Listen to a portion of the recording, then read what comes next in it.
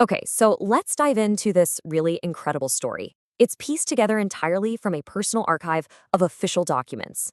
It's all about how one person, armed with, nothing but his own paperwork, decided to take on the entire system. And it all kicks off with this simple equation, a puzzle that was just buried in the files.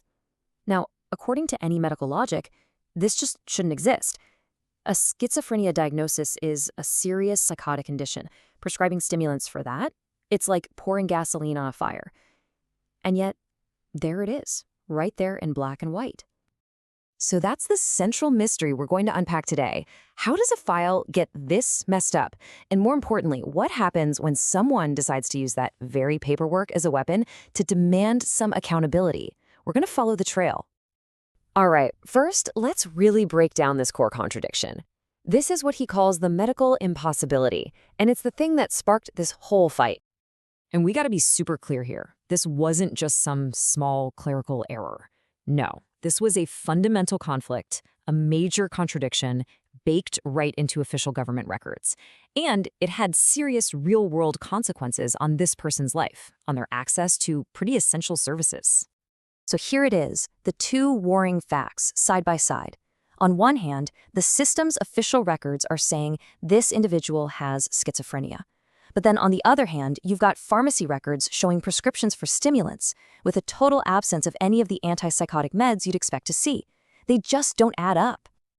So the obvious question is, right, how does a contradiction, frankly, this dangerous, end up in an official file in the first place? To figure that out, we have to trace the paper trail all the way back to the beginning. And the paper trail seems to start right here. This is an official assessment from 2023. And get this, it was done as a file assessment, meaning no direct contact with the person themselves. It just references a psychiatrist's report from 3 whole years earlier. And this is the moment that diagnosis gets locked into the welfare system. Now, if you look at this table from that same assessment, you can see just how layered and confusing all these official labels became. You've got PSTD, depression, substance use disorder, but then, boom, right there. Schizophrenia meets criteria. It just creates this really complex, messy profile that's so easy to misinterpret as it gets passed from one department to another. And this leads to a really key concept that he identified from his own files. He calls it a diagnosis by echo. It's such a powerful way to describe what happens inside a bureaucracy, right? A label just gets copied and pasted from one report to the next, and it actually gains authority with every single repetition, all without any new clinical work to actually back it up. So faced with this official narrative that just flat out didn't match his reality, he did something pretty remarkable. He started this meticulous counter-investigation, and he decided to use the system's own paperwork against itself. This was a huge shift in strategy. He realized that to survive this system, he had to beat it at its own game. The fight wasn't just about his health anymore, it was about the archive. Every single piece of paper, every receipt, every form became a potential tool for accountability. A huge part of his technique was basically becoming a translator for what he calls bureaucratic speak. He would take these vague, official-sounding phrases like absence of diagnostic confirmation and just decode them into what they actually meant in plain language. It's a way to expose the contradictions that are hiding in the system's own jargon. And this whole intense process of, archival resistance, it led him to develop a brand new vocabulary. It's a whole lexicon to describe the confusing and frankly maddening reality he was being forced to navigate. He calls the experience of living inside this contradictory system gaslight city limits. It's this conceptual place, right, where the official words that institutions use, words like diagnoses, assessments, rejections, they just don't match up with the actual facts on the ground. He also identified the growing danger of what he calls AI labels. Now, these are automated red flags, things like non-compliant or risk of non-compliance, that a computer system can just attach to your file. And what's so dangerous about these is that they can follow you from one government agency to another, getting more and more serious, and a lot of the time, you have no idea they're even there and no way to fight them.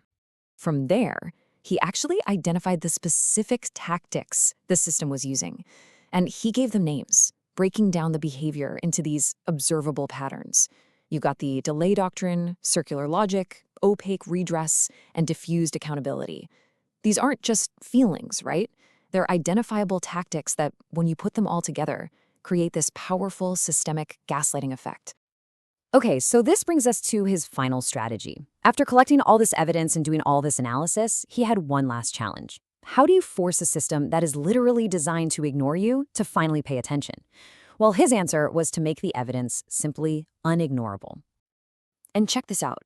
By arranging the key documents into a forensic timeline like this one, the contradiction becomes absolutely impossible to dismiss.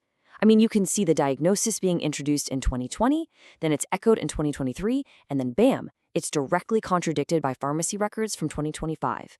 The dates do not lie.